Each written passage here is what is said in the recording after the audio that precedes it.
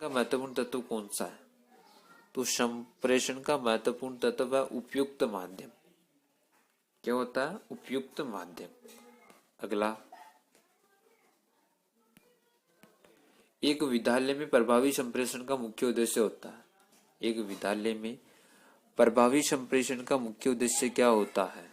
तो मुख्य उद्देश्य होता है कि विद्यालय में सौहार्दपूर्ण वातावरण का विकसित करना। राइट आंसर होगा 3 नंबर, वातावरण को विकसित करना।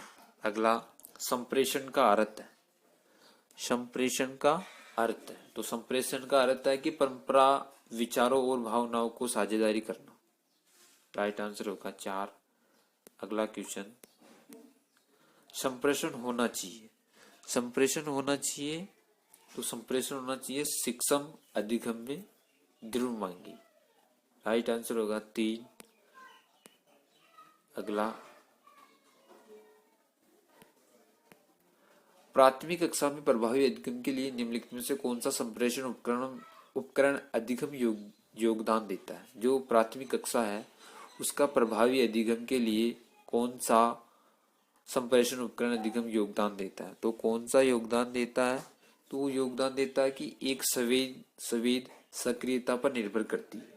राइट आंसर होगा बी, एक संवेद सक्रियता पर निर्भर करती है। अगला, प्राथमिक स्तर पर कक्षा अनुशासन के प्रबंध हेतु निम्नलिखित में से कौन सा संप्रेषण प्रभावी प्रकार है? तो कौन सा संप्रेषण प्रभावी प्रकार है?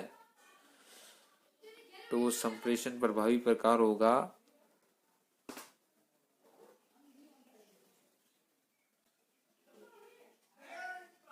हाव भाव सहित मौखिक। हाव भाव और सहित मौखिक होना चाहिए। अगला, संप्रेषण का मुख्य सिद्धांत है। जो संप्रेषण होता है उसका मुख्य सिद्धांत क्या है? तो संप्रेषण का मुख्य सिद्धांत है स्पष्टता। 1 नंबर, स्पष्टता। अगला, निम्नलिखित में से कौन सा संप्रेषण का मुख्य बाधक है? निम्नलिखित में से कौन सा संप्रेषण का मुख्य बाधक है? तो निम्नलिखित में से कौन सा संप्रेषण का मुख्य बाधक है? तो वो बाधक है कि जो बाधक पाया जाता है वो बाधक होता है अस्पष्ट और अनुपयुक्त भाषा। बाधक क्या होता है? अस्पष्ट और अनुपयुक्त भाषा। राइट आंसर होगा 4। अगला, एक अध्यापक की सर्वाधिक अनिवार्यता व्यावसायिकता योग्यता है। जो एक अध्यापक की सर्वाधिक अनिवार्य और व्यावसायिक योग्यता वो क्या है? कि वो योग्यता होती है कि अपने व्यवसाय के लिए प्रेम, अपने व्यवसाय, उसका व्यवसाय क्या? पढ़ाना, तो पढ़ाने के प्रति प्रेम। अगला,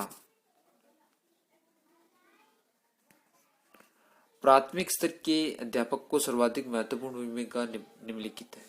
जो प्राथमिक स्तर के अध्यापक होती है उनकी सर्वाधिक महत्वपूर्ण भूमिका क्या है? तो सर्वाधिक महत्वपूर्ण भूमिका होती है कि शिक्षण शास्त्र का ज्ञाता। उन्हें क्या होना चाहिए?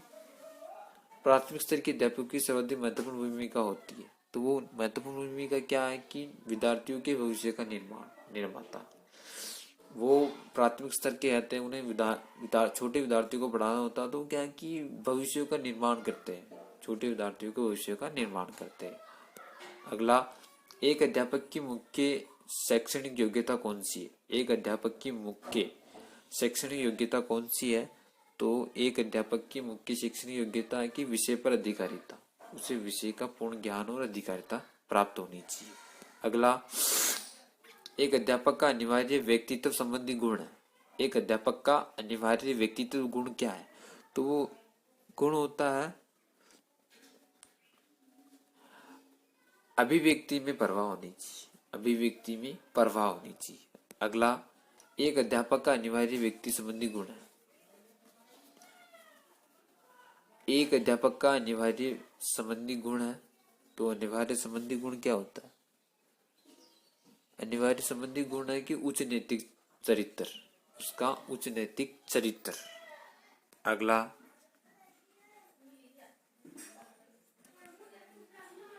एक अध्यापक का मुख्य कार्य निम्नलिखित से कौन सा है? एक अध्यापक का निम्नलिखित से मुख्य कार्य है विद्यार्थियों को मार्गदर्शन। 3 नंबर विद्यार्थियों का मार्गदर्शन। अगला, प्राथमिक स्तर पर अध्यापक विद्यार्थी संबंध होने चाहिए। जो प्राथमिक स्तर पर अध्यापक और विद्यार्थियों का संबंध कैसा होना चाहिए, तो उनका संबंध होना चाहिए सहानुभूतिपूर्ण और स्नेहपूर्ण।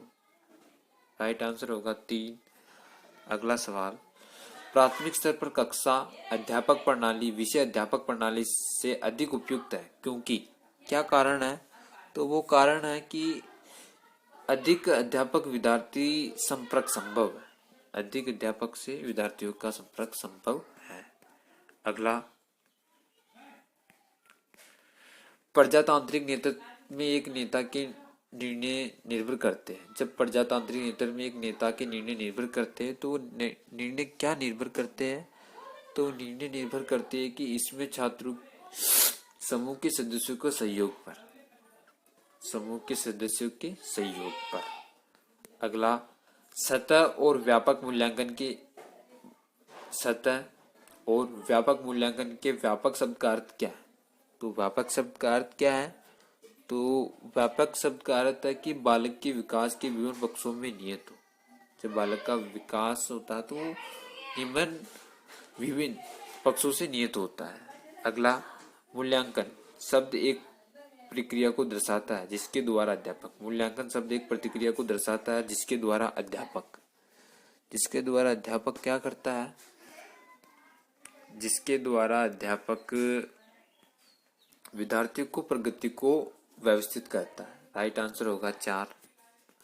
सतह और व्यापक मूल्यांकन निरंतर पृष्ठकोण प्रदान करता है, किसको, तंत्र के लिए। राइट आंसर होगा तंत्र के लिए। अगला, वार्षिक परीक्षा में सुधार के प्रयास की आवश्यकता है। वार्षिक परीक्षा में सुधार के प्रयास की आवश्यकता है। वार्षिक परीक्षा में सुधार के प्रयास की आवश्यकता है, वो क्या होती है, मूल्यांकन प्रक्रिया, मूल्यांकन प्रक्रिया। अगला, सतह और व्यापक मूल्यांकन अधिगमकर्ता में निम्नलिखित में से कौन सा आदत का विकास करता है, कौन सा आदत का विकास करता है, आदत का विकास करता निरंतर और स्व अध्ययन, निरंतर अध्ययन करे और स्व अध्ययन करे। अगला, मूल्यांकन का नजदीकी संबंध है। मूल्यांकन का नजदीकी संबंध क्या है, मूल्यांकन का नजदीकी संबंध है कि अधिगम अनुभवों और उद्देश्यों से। Right answer 3। अगला सवाल, अधिगम की प्रकृति दिखाई देती है। अधिगम की प्रकृति क्या दिखाई देती है, तो अधिगम की प्रकृति दिखाई देती है प्रक्रिया और उत्पाद में। राइट आंसर 2, प्रक्रिया और उत्पाद। बालक में सामाजिक संवेदनशीलता के विकास का आधारभूत अभिकरण है। बालक में सामाजिक संवेदनशीलता के आधारभूत अभिकरण क्या है, तो आधारभूत अभिकरण क्या है, वो है परिवार। परिवार से वो सब कुछ सीखता है सबसे पहले। अगला, सृजनशील व्यक्ति निम्नलिखित में से कौन सा गुण रखते हैं। जो सृजनशील व्यक्ति होती है वो कौन सा गुण रखते हैं, तो वो गुण रखते हैं जिज्ञासु। राइट आंसर 2, जिज्ञासु। अगला, सृजनशीलता को दर्शाने के लिए निम्नलिखित में से कौन सी विषय की प्रकृति उपयुक्त है। जो सृजनशीलता को दर्शाने के निम्नलिखित में से कौन सी प्रकृति उपयुक्त है, तो सृजनशीलता को दर्शाने के लिए कौन सी है, चित्रता और कला। राइट आंसर 2, चित्रता और कला। अगला, एक अध्यापक अपनी कक्षा के विद्यार्थियों में निम्नलिखित में से किस क्रिया को सृजनात्मक का विकास कर सकता है, किस क्रिया के द्वारा सृजनात्मक का विकास कर सकता है, तो किस क्रिया द्वारा कर सकता है, वो कर सकता है स्व क्रिया द्वारा। वह खुद करेगा, बाद में बच्चों को करवाएगा, सब क्रिया कहलाती है। अगला, एक अध्यापक को प्राथमिक स्तर पर विषय वस्तु के संप्रतिकरण हेतु शिक्षण अधिगम सामग्री और अनुभवों का उपयोग करना चाहिए।